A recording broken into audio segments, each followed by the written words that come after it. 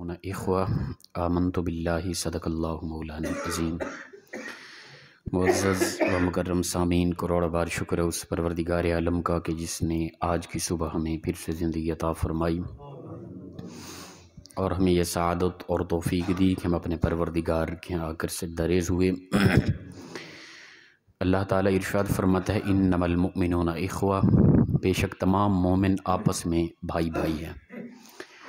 دنیا کے اندر سب سے عظیم، مقدس، پاکیزہ، خوبصورت، اجلا ستھرا جو رشتہ ہے نا، وہ ایمان کا رشتہ ہے۔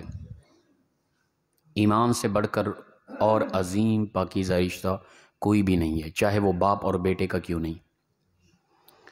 باپ مومن مسلمان ہو، بیٹا کافر ہو، تو وہ قیامت کے بعد جنت اور جہنم کا فرق ہے، اتنا بڑی دوری ہے، یاد رکھیں۔ لیکن مومن ہیں، ایک مشرق میں ہے، ایک مغرب میں ہے، ان کا ظاہراً زندگی میں کوئی تعلق نہ رہا، قیامت کے بعد دونوں جنت میں ہیں، اس قدر قریب ہیں۔ ایمان کا رشتہ سب سے بڑا رشتہ ہے اس حوالے سے۔ پھر ایمان کا رشتہ بھی ہو اور ظاہری رشتہ بھی ہو، پھر اور کمال ہے، حقوق اور بڑھ جاتے ہیں۔ فرمایا پوری امت ایک جسم کی مانند ہے، مومن ایمان والے پوری امت ایک جسم کی مانند ہے، یعنی اس قدر تعلقات ہیں ان کے، اس قدر ان کے آپس کے حقوق ہیں مومنوں کے آپس میں، اور یہ بھائی ہیں، ایمانی بھائی ہیں، ایک نبی کا کلمہ پڑھنے والے مومن ہونے کے حوالے سے یہ سب بھائی ہیں۔ لیکن ایمان بھی ہو اور پھر قریب بھی ہو، رشتہ بھی ہو، تو یہ اور کمال ہے۔ اس کے متعلق فرمایا گیا صلہ رحمی کرو، جو قریبی ہیں، رشتہ دار ہیں، ان کے ساتھ صلہ رحمی، اس کا اجر اس قدر ہے۔ حدیث مبارکہ میں آتا ہے، مفہوم حدیث ہے کہ ایک صاحب فرماتے ہیں کہ میں مدینہ سے مصر تک پیدل چلا، مجھے پتہ چلا کہ مصر میں فلاں جگہ پہ ایک صاحب رہتے ہیں، صحابی رسول ہیں، انہوں نے ڈائریکٹلی ایک حدیث مبارکہ رسول اللہ صلی اللہ علیہ وسلم سے سنی، وہ سننے کے لیے چل پڑے۔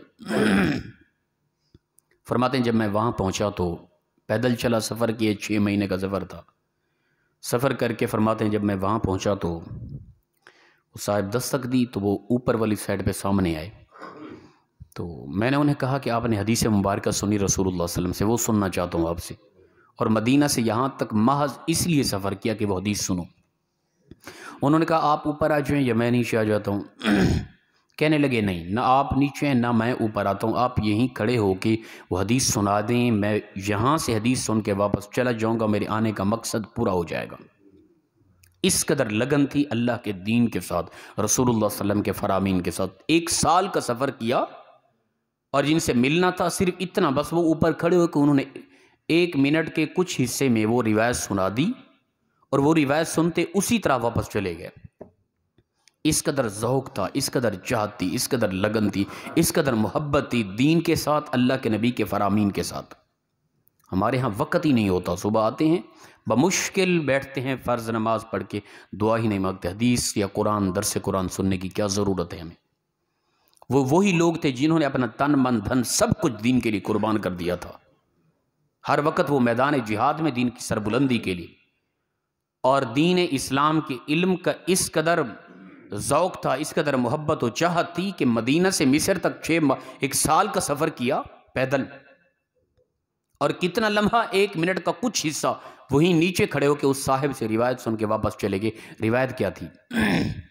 انہوں نے کہا کہ میں نے رسول اللہ صلی اللہ علیہ وسلم سے سنا، وہیں وہ ایک صاحب نیچے کھڑے ہیں جو سفر کر کے، اور یہ سنانے والے صاحب اوپر کھڑے ہیں، وہیں کھڑے ہو کے انہوں نے روایت بیان کی۔ انہوں نے کہا رسول اللہ صلی اللہ علیہ وسلم نے فرمایا جس نے صلہ رحمی کی، ٹھیک ہے نا، تعلق بہتر کیے، تو اس کو رب تعالیٰ اس قدر اجر عطا کرے گا کہ جس طرح ایک بندہ، جس طرح زمانہ جاہلیت میں بیٹیوں کو زندہ دفن کیا جاتا تھا، ایک آدمی بیٹی کو زندہ دفن کر رہا تھا، دفن کر دیا تو اس نے، بیٹی زمین کے اندر تڑپ تڑپ کے مرنے والی تھی، دوسرے انسان نے آ کے اس کو زندہ وہاں سے نکال کر اس کی جان بچا لی۔ جس نے ایک مرنے والی تڑپنے والی بچی کی جان بچے، جو اسے اجر ملے گا نا، صلہ رحمی کرنے والے کو بھی رب تعالیٰ اس قدر اجر عطا فرمائے گا، اس قدر اس کا اجر و ثواب ہے۔ صلہ رحمی کسے کہتے ہیں؟ صلہ الگ لفظ ہے، رحم الگ لفظ ہے۔ صلہ کہتے ہیں وصال سے، یہ وصال کا معنی ہوتا ہے ملاپ۔ رحم کہتے ہیں پیٹ کی وہ جگہ جہاں بچہ پرورش پاتا ہے، بچہ پیدا ہوتا ہے عورت کے یہاں، ٹھیک ہے نا۔ تو اس سے مراد یہ ہے کہ یعنی وہ رشتے جو ایک پیٹ سے آ رہے ہیں، ان کے ساتھ ان کا ملاپ کرنے کا نام صلہ رحمی ہے، ٹھیک ہے نا؟ جو آپ میں سے کوئی رشتہ دار بھی نہیں، ان کا آپس میں پیار محبت یہ حسن اخلاق ہے، لیکن جو ایک رشتے سے ہیں، وہ چاہے دادا سے ہیں، پردادا سے ہیں، نانا سے ہیں یا پرنانا سے ہیں، پیچھے جہاں کہیں بھی ایک ماں بن رہی ہے، وہ لوگ ان کا آپس میں ملاپ پیار محبت اسے صلہ رحمی کہتے ہیں۔ تو فرمایا جس کسی نے صلہ رحمی کی، رب تعالیٰ اسے اس طرح اجر ادا کرے گا جس طرح کہ بچی کو زندہ دفن کر دیا تھا، پھر کسی نے آ کے اس بچی کو زندہ بچا لیا، ٹھیک ہے نا؟ جو اس کو اجر ملا، رب تعالیٰ صلہ رحمی کرنے والے کو اس قدر اجر عطا فرمائے گا۔ اب کسی کی جان بچانے کا کتنا اجر ہے؟ وَمَنْ أَحْيَا فَكَأَنَّمَا أَحْيَا النَّاسَ جَمِيعًا۔ اللہ تعالیٰ فرماتا ہے جس کسی نے ایک جان بچائی، پوری انسانیت کو زندگی بخشی اس نے، پورے انسانوں کو، پوری انسانیت کی جان بچائی اس نے، یہ اجر و ثواب ہے۔ ہمارے ہاں کیا ہوتا ہے؟ ہمارے ہاں زیادہ تعلقات کی بھائی کاٹی، لڑائی جھگڑے، تصادم، ٹکراؤ، نفرتیں ان رشتوں کے ساتھ ہوتے ہیں جو ایک رحم کے رشتے ہیں، ٹھیک ہے نا؟ ایک ماں سے آ رہے ہیں، وہ اب سگے بہن بھائی ہیں، وہ چاچا کے بیٹے بیٹیاں ہیں، وہ ماما کے بیٹے بیٹیاں ہیں، اس طرح کے جو قریبی رشتے ہیں نا، جن کے ساتھ صلہ رحمی لازم بنتی تھی، ان رشتوں کو میں نے توڑ دیا۔ انہیں کیا نفرت ہوگی؟ باقیوں کے ساتھ کچھ تعلقات بہتر ہوتے ہیں، لیکن اپنوں کے ساتھ اس قدر نفرت ہوتی ہے کہ وہ عروج پر ہوتی ہے۔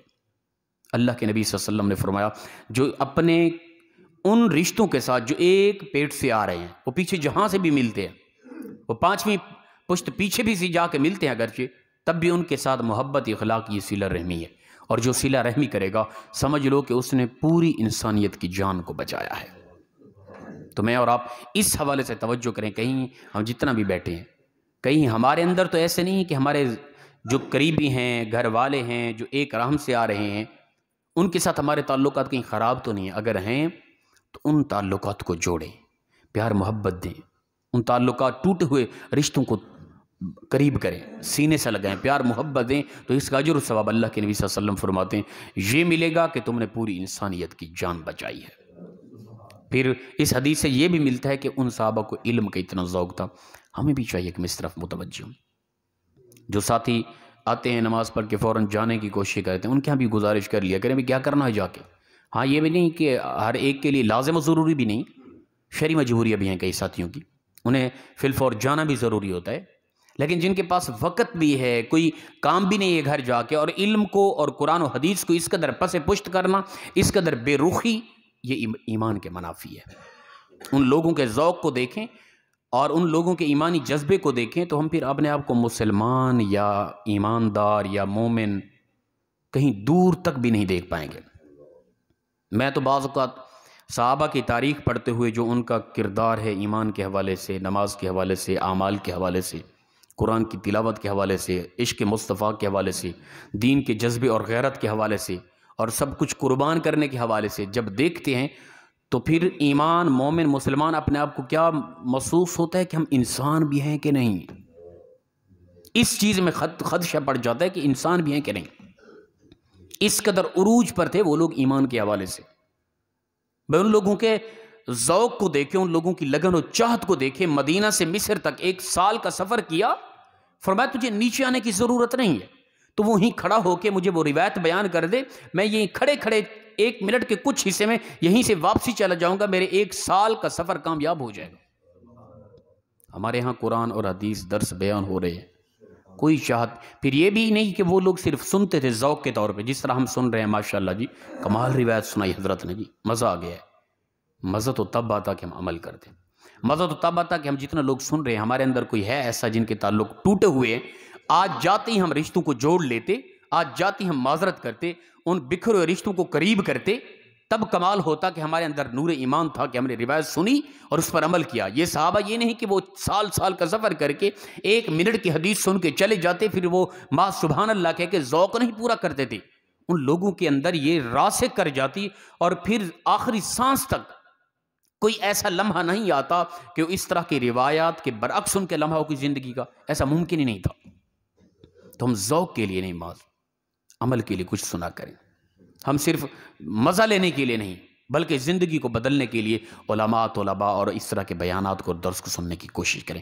اللہ پاک مخلصانہ انداز میں عمل کی توفیق عطا فرمائے۔ وآخر دعوانا الحمد للہ رب العالمین۔